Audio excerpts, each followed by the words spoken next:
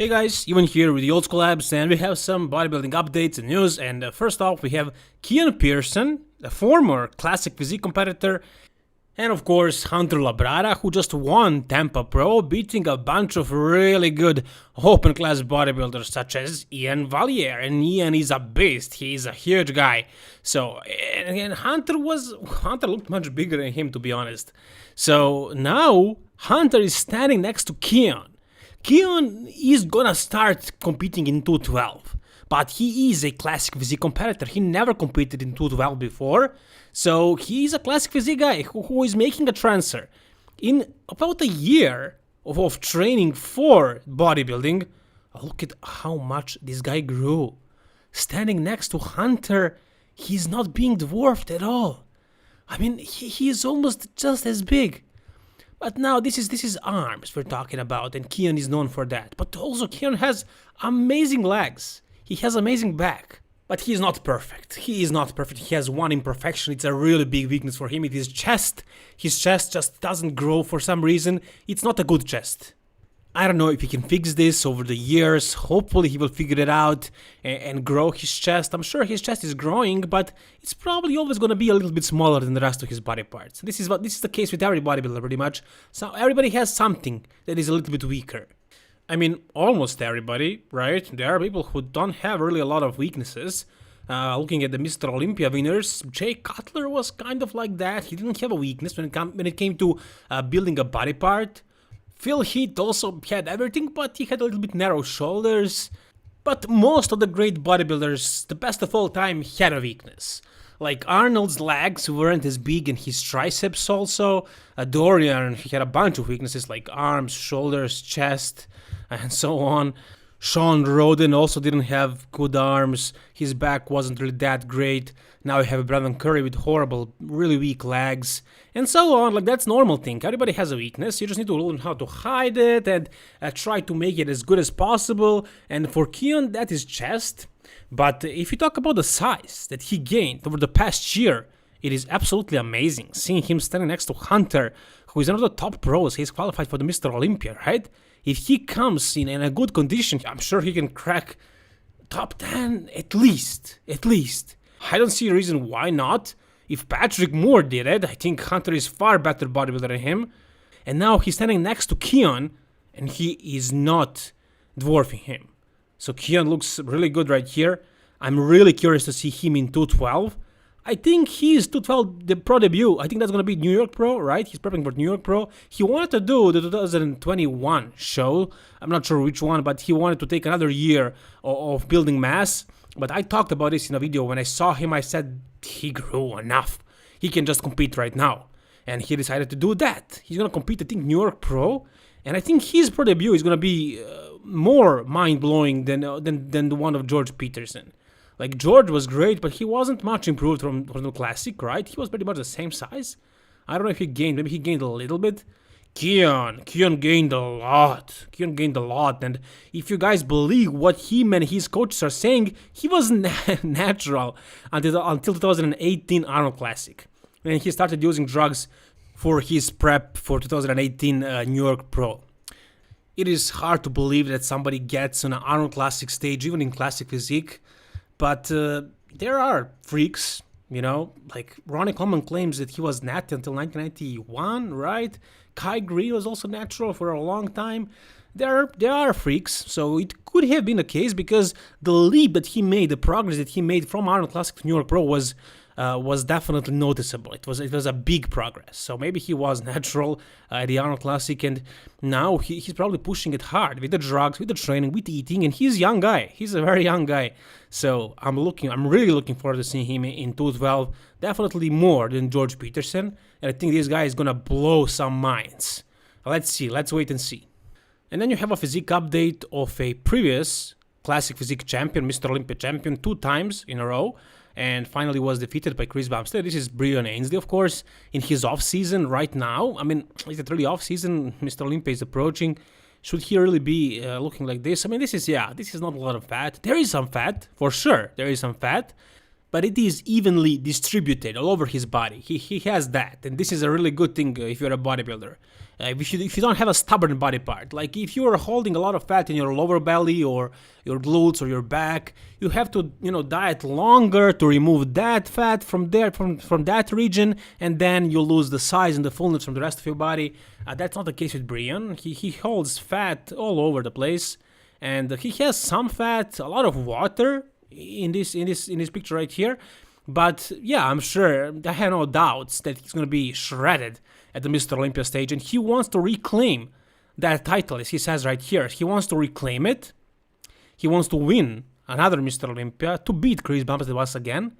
And in my opinion, can that happen? Like if Chris comes off, that's it.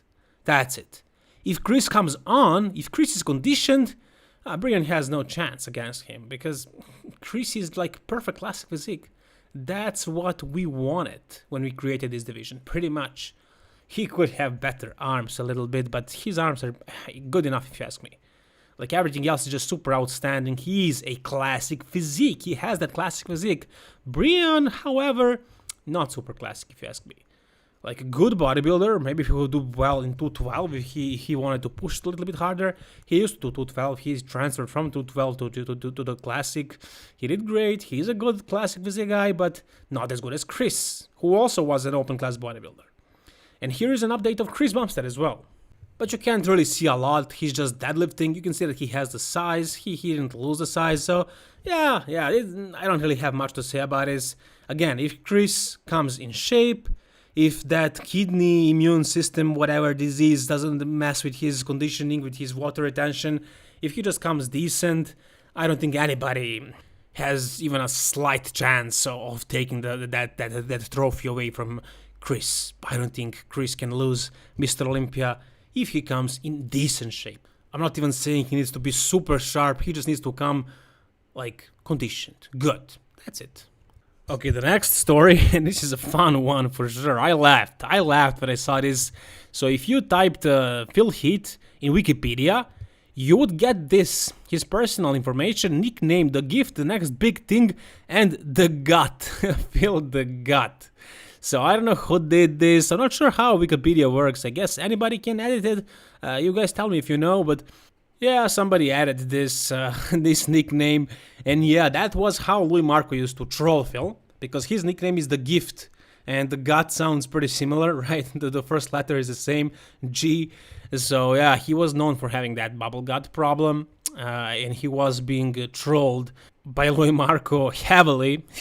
He was being trolled big time, and right now Phil Heath is, back in the day he was a villain. Like, first of all, Generation Iron made him a villain in their movie. But then, of course, with social media and everything, you could see Phil Heath arguing with fans, with haters, with other people who were talking about him. He's not... He gets triggered easily. He gets pissed off easily. He's not a humble guy, not even slightly. He is cocky, he is arrogant, that's true. And so he was a villain when the movie was made, and during his reign, people wanted to see him go. People wanted to see another bodybuilder who doesn't have a bubble gut and who is less arrogant. And when he retired, when he took that year off, people were missing him because we didn't see the quality on the Mr. Olympia stage. Back in the day, while Kai was active, people loved Kai. People hated Phil. Kai had so many more fans. Now that's not the case. Now everybody hates Kai, myself included. I don't like Kai at all, nothing about him. And I didn't like him back then. Even then, I didn't like him. I didn't love Phil Heath. He was arrogant, I didn't like that, but I liked him more than Kai. He was more honest, way more. Now, Phil is considered a savior of the sport because you're lacking the quality. He's gonna bring it back, hopefully. But here's the thing, he has a manager now. It's Danny Garcia, Rock's ex-wife. So she is arranging his interviews. Fouad Abiad invited him on a podcast. He said he can't do it, he can't accept it because it's not about him. It's not his call. He has a manager. And what they asked in this podcast, Fouad Abiad asked a good question. For how long is he going to be able to stay a savior? When he's going to become a villain again? When are people going to start hating on him again? And when he's going to mess it up? And I think it's just a matter of time. I think it's just a matter of time. Maybe video like this is gonna stir the pot a little. If he sees this, if he sees people mentioning this, the gut thing, it's gonna piss him off. And I think it's only a matter of time. Like Danny Garcia, I'm sure he's trying to hold him on a leash, to calm him down. Like, don't say anything that's gonna piss off the people. He needs to say like a nice guy, a good guy. I don't know for how long he's gonna be able to maintain that image. And I'm thinking not for very long. Whatever you guys think, what do you think? For how long is that gonna be the case? When is he gonna become? When he's gonna be trolled again by somebody, and then when we're gonna see him fire back and become a villain again? I'm curious. What do you guys think? I already mentioned Generation Iron, and now they're doing this. They're making another movie, and this is about Michael Hearn. Generation Iron Natty for life. Like, Michael Hearn is actually natural. Everybody knows that he is not natural. Does it matter? It doesn't matter. Like, it only matters how good you look, but it does matter when you speak about it openly, when you even make a movie that's called Natty for life. He is not natural. And Generation Iron has decided to take this path, and they're basically trolling bodybuilding. They're making these funny kind of videos and movies and whatever. They don't really make a lot of sense, but they're kind of making fun of the whole industry, and they are basically bashing it, trolling it. I don't know. No real bodybuilder likes Generation Iron. Like, everybody hates it at this point because they really took this path. I mean, I guess this is bringing them the views and the money, eventually, but it sucks. They are a big name. Everybody knows about them. Everybody's gonna hear about this movie, and everybody's gonna laugh. Natty for life, my ass. Alright, so we have a physique update of Regan Grimes, who is preparing for, I'm not sure what exactly. I think he mentioned Romania Pro. I'm not sure if Romania Pro is going to happen, and if you're going to be allowed to travel to Romania. I'm actually competing in Romania, hopefully, if they invite me to Balkan Championships in about 3 weeks. I need to qualify first in 2 weeks and then go over there. But Romania Pro, it's a pro show, and that's going to happen later, if it happens. I'm not sure if it's going to go down, but I think Regan is prepping for that. And in this photo right here, he looks absolutely amazing. He looks great. Classical Regan Grimes, and you can't really see if he made any progress based on this photo. It was taken from the distance. It's not a clear photo, but I'm sure he made progress. I've watched his videos on Instagram. He has been training. He has been doing everything that a bodybuilder needs to do to make progress. So hopefully we'll see him, improved on a bodybuilding stage. By the way, as I mentioned, guys, I am prepping as well. So guys, if you want to show me some support, some love, go to my Instagram page, type even bodybuilding_, and you're going to find my Instagram page. I'm posting content, photos and what I'm doing in my life on my stories pretty much every day. So go ahead over there, and if you want to talk to me, chat with me, DM me. I'm responding to everybody. I don't have really that many followers on IG.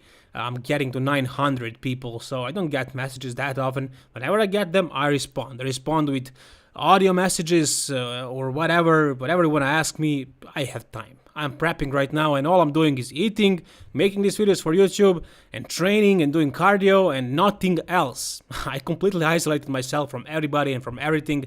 I'm just really focused on competing, and it's actually going to happen in 2 weeks from now. And we'll see how I'm going to do. I think I look the best that I ever looked, and I'm happy. I'm really happy. The prep is going pretty easy, and it's not very hard, and everything is great. Go ahead, guys, follow me, even bodybuilding_.